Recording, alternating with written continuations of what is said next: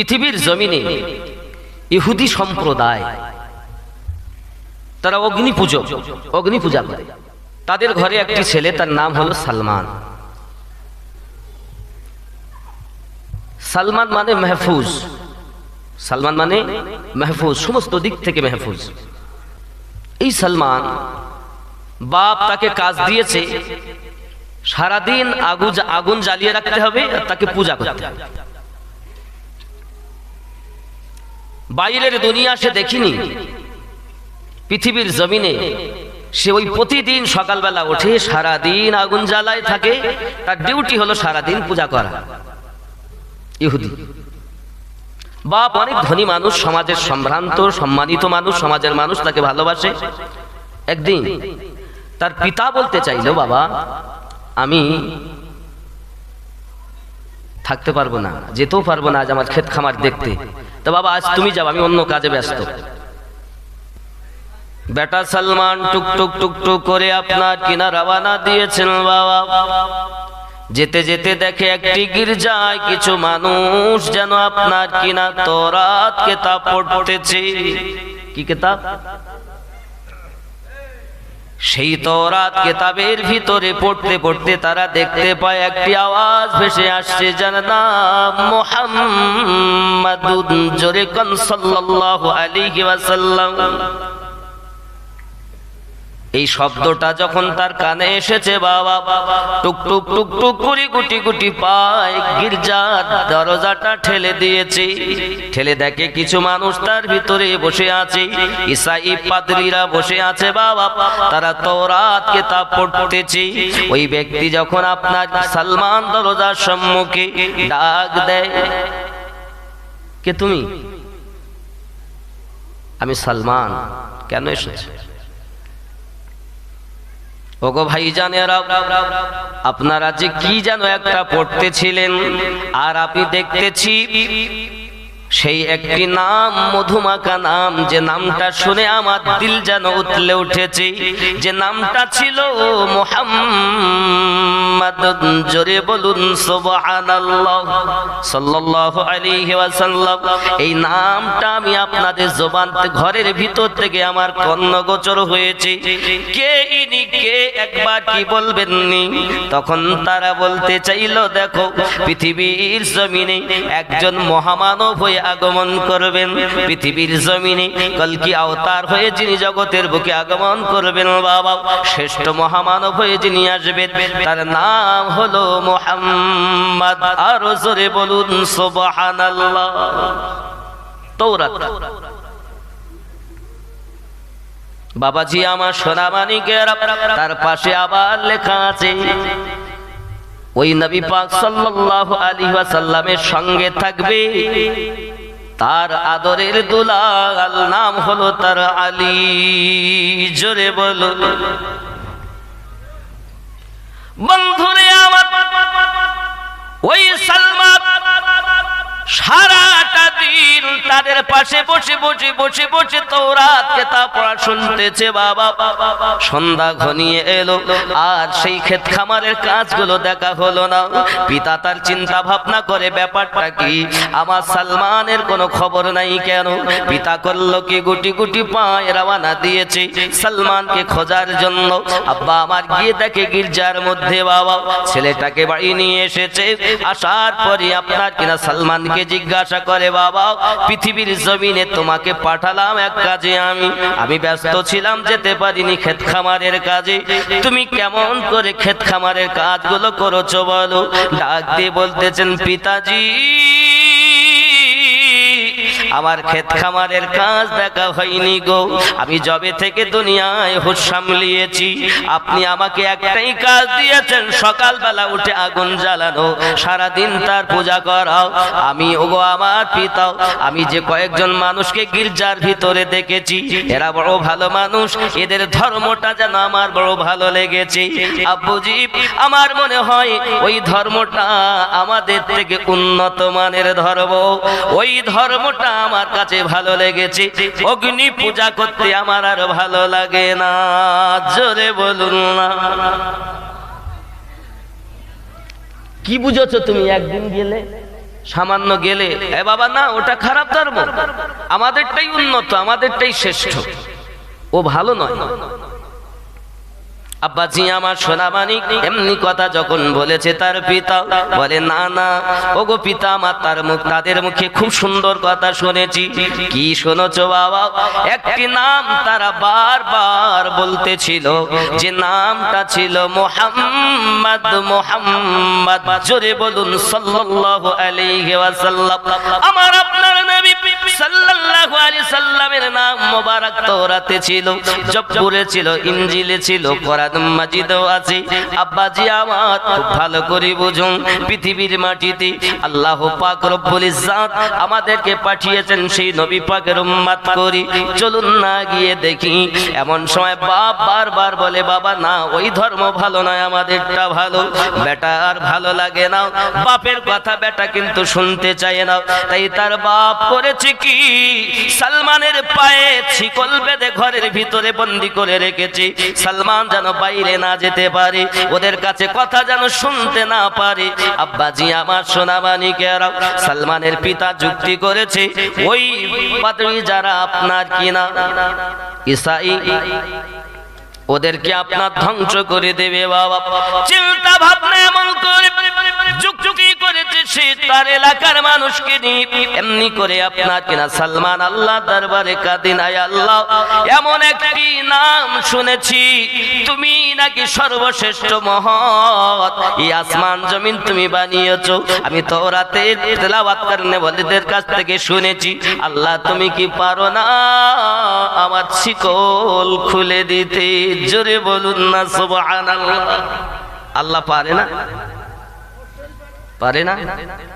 সালমান চিন্তা ভাবনা করে, কি করব বাবাজি আমার, কান্নায় সারা রাত ফেটে গেছে। আপনার গভীর রাতে সালমানের পায়ের শিকল অটোমেটিক খুলে গেছে। যে আল্লাহ ইউসুফ নবীর জন্য 7খানা দরওয়াজা খুলে দিয়েছিলেন, সেই আল্লাহ সালমানের জন্য শিকল বন্দিটাও খুলে দিয়েছেন। জোরে বলে আব্বাজি আমার আগিয়ে চলুন। হযরতে সালমান এবার শিকলটা যখন খোলা পেয়েছি, উঠে তার প্রয়োজন মতো জিনিস নিয়ে বেরিয়ে গেছে বাবাজি আমার। এমন সময়তে ওই গির্জার কাছ থেকে আপনার অন্য দেশে রওনা দিয়েছি। কোথায় গেলে নিরাপদ পাবো বাবাজি আমার, আর এক দেশে চলে গেলেন। এমনি করে আপনার সেখানেও এক গির্জাতে গিয়ে যারা পুরোহিত রয়েছে গির্জার ভিতরে, যারা আপনার দেখা যায় কিনা তাওরাতের পণ্ডিত, কিছুদিন ওখানে থাকলেন, তার কাছে শিক্ষা করতে লাগলেন। দিন যায় রাত আসে, একদিন এলাকার মানুষ দেখে তাকে খুব ভালোবাসে, কিন্তু ওই ব্যক্তি মৃত্যুবরণ একদম ঘনিয়ে এসেছে। বলে আমি কোথায় যাব? সে এ সুযোগ না দিয়ে নিজেই যখন মারা গেল, এমন সময় এলাকার মানুষ এসেছে তাকে একটু দাফন কাফন করবে বলে। বাবাজি আমার তাদের ইচ্ছা হলো তাকে সৎ কাজ করবে, মারা গেছে যেহেতু ঈসাই, তারা মাটিতে দেবে, দাফন করবে। এমন সময় সালমান বলছেন, বাবা আপনারা যাকে এত সৎ মানুষ ভাবছেন, এ সৎ নয়। কেন না? তো আপনারা যে টাকা পয়সা দিতেন, এই টাকা পয়সাগুলো সব নিয়ে আত্মসাৎ করত, এবং 7খানা কলসি ভর্তি করে আপনাদের টাকা পয়সা সব মাটির তলায় লুকিয়ে রেখেছে, আমি দেখেছি। এখন লাশ রেখে ওরা সেইটা তুলতে যায়, গিয়ে দেখে সত্যি তাই। আর ওরা কি করলো, তাকে টাঙিয়ে দিয়ে পাথর মেরে মেরে তাকে পুরো একেবারে শেষ। সেই অবস্থায় যেটুকু ছিল সেটুকু নিয়ে কিছু জ্বালিয়ে দিয়েছে আগুন দিয়ে। আর একজনকে তারা তাদের নেতা হিসেবে গ্রহণ করলো। ওখান থেকে সালমান আর এক দেশে চললেন, রওনা দিলেন। সেখানে গিয়েও একজনের কাছে থাকছেন, সেও একই অবস্থা। সেই ব্যক্তি সেও ইন্তেকাল করে। সেও মারা যায়। হযরতে সালমান সেখান থেকে বলে আমি যাব কোথায়, অনেক জায়গায় এইভাবে ঘুরে ঘুরে ঘুরে ঘুরে কয়েক জায়গায় শেষমেশ উনি বিদায় কালে বললেন আমার মৌসাল শহরে চলে যাও, ওইখানে একজন ব্যক্তি আছে, কারণ সালমানের একটি মাত্র আশা যে নাম আমি শুনেছি মুহাম্মদ সাল্লাল্লাহু আলাইহি ওয়াসাল্লাম, এই মুহাম্মদ কোথায় আসবে?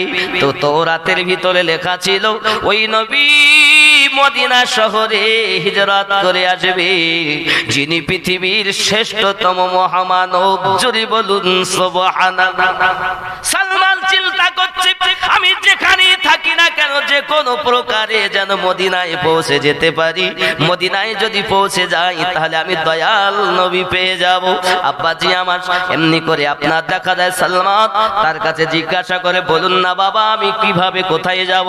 বলে মৌসাল শহরে চলে যাও, ওইখানে আমার একটা বন্ধু লোক আছে, তাকে আমার আংটিটা দেবে, সে দেখবে তোমার এই আংটি দেখে চিনে নেবে, আদর যত্ন করবে, সোহাগ করবে, পাশে রেখে দেবে। আব্বাজি আমার এমনি করে আপনার সালমান সে যখন মৃত্যুবরণ করে মৌসাল শহরে চলে যায়, ওখানে যখন থাকেন এমন সময়তে চিন্তা করে কি করব আমি, বন্ধু আমার সেখানে গিয়ে ভালোভাবে আংটি পেয়ে তাকে ভালোবাসে, কাছে রেখে দেয়, যত্ন আপ্যায়ন করে, ওখানেও শিক্ষা করতে লাগলেন। দিন যায় রাত আসে, সেও যখন মৃত্যুবরণের সময় হলো এমন সময় চিন্তা করছে কিভাবে কি করব। ওই সালমান ওইখানেতে বকরি চড়ায়, ছাগল চড়ায়, বেশ ধনবান হয়ে গেছে। খুব ভালো করে বোঝেন, একদম আমি এবার আপনাদের পুরো মদিনায় নিয়ে যাব, বোঝেন। সালমান চিন্তা করছেন অনেক জায়গায় তো এলাম, শুনছে ওই এলাকায় মদিনার এই মক্কা থেকে একদল কাফেলা এসেছে, মক্কা থেকে মৌসাল শহরে একদল কাফেলা এসেছে। এই কাফেলার সঙ্গে উনি কথা বললেন যে দেখো বাবা তোমরা যখন যাবে আমি তো মক্কা নগর চিনি না, তা আমাকে নিয়ে যেতে হবে। আব্বাজি আমার সোনামানিকেরা বলে ঠিক আছে, বিনিময় কি দেবে? বলে আমার যতটা ছাগল ভেড়া যত যাহা কিছু আছে সব আপনাদেরকে দেব, আমাকে শুধু ওই দেশে পৌঁছে দেবেন। সুবহানাল্লাহ।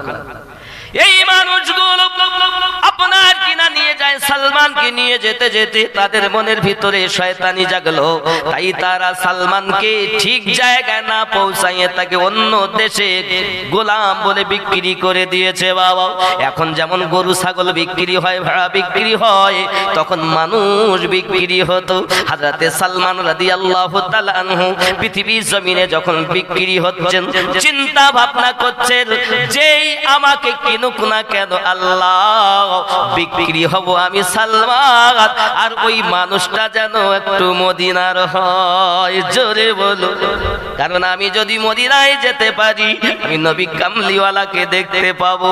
ওরে আমার সোনামানিকেরা, ওই মৌসাল শহরে ওই পাত্রীর কাছে শুনেছিলেন কিভাবে নবীকে চিনতে পারবো?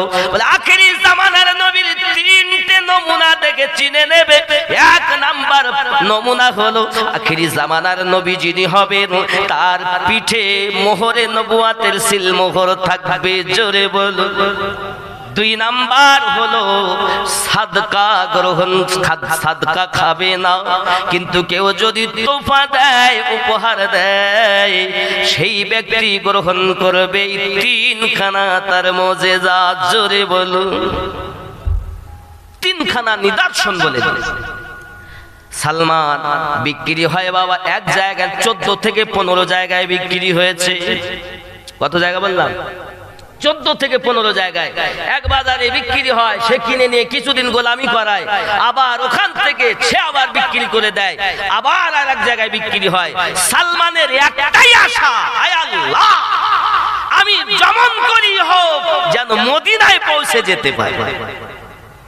কোথায় যাবে? কেন যাবে? আমার নবীকে দেখবে। সুবহানাল্লাহ। অন্য কিছু না। নবী প্রেম কত তার মনের ভিতরে বাবা, শুধু মুখে নবী নবী বললে হয় না, দিলে দেখুন কত তার বেদনা বাবা। এদিকে বাপের ঘর বাড়ি ছেড়ে দিয়েছি, অট্টালিকা সব ছেড়ে দিয়েছি, সব কিছু ছেড়ে একের পর এক গির্জা পাল্টাতে পাল্টাতে এদিকে গোলাম রূপে বিক্রি হয়েছে। 14 থেকে 15 জায়গায় গোলামি করেছে বাবা, সব জায়গাতে কত রকমের দাসত্ব কাজ করতে হয়েছে। আব্বা আমার এমন সময় এক ব্যক্তি তাকে বিক্রি করে, খরিদনেওয়ালা মদিনার ইহুদি সালমান বড় আনন্দমণি তার কাছে বিক্রি হয়ে গেছে।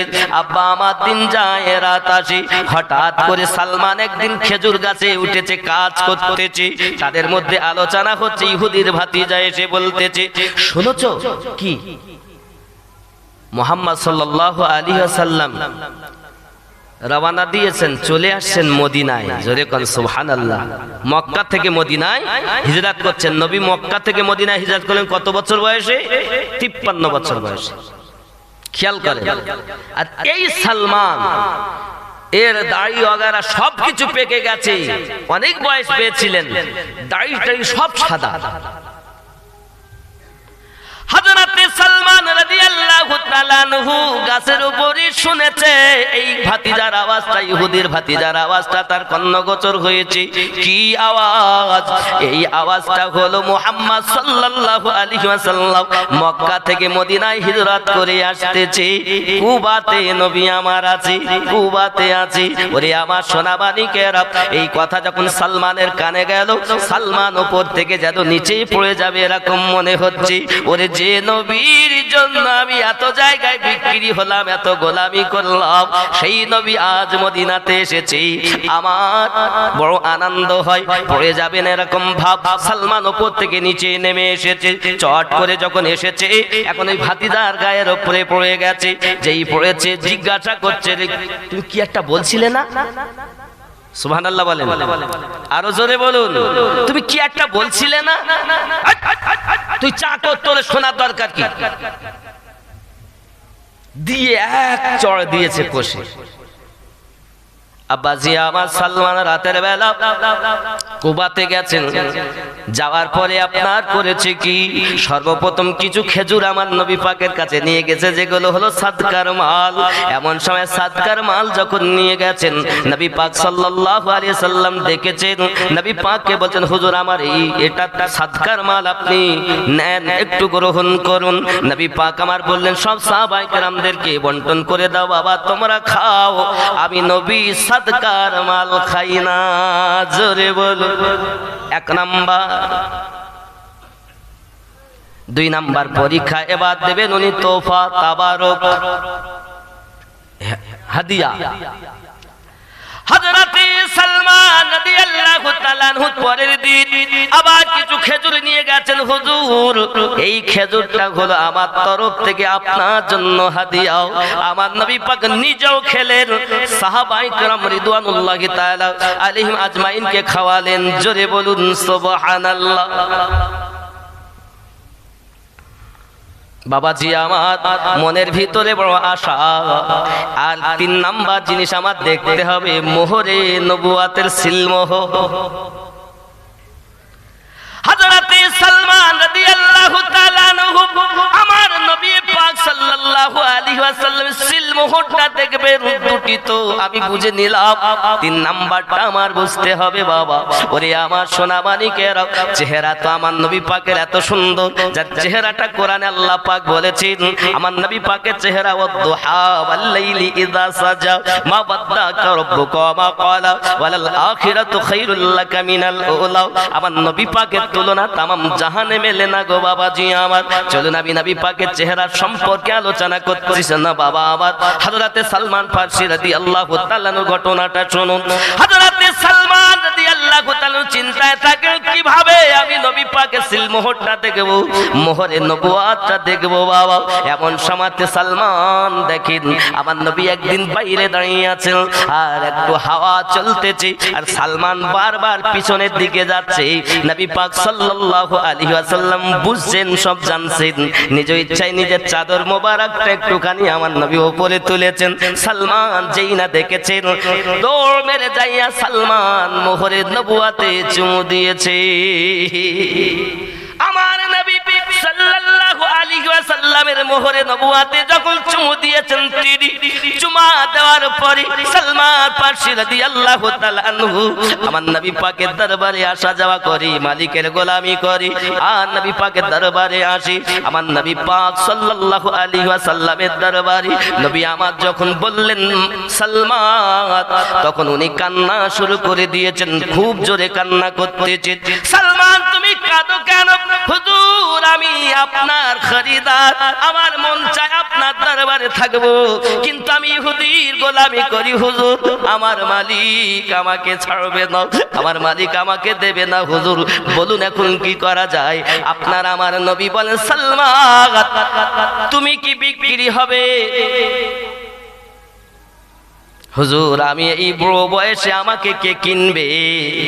আমার নবী পাক বলেন সালমান রে, যার কেউ না কেনে আমি নবী তাকে খরিদ করি।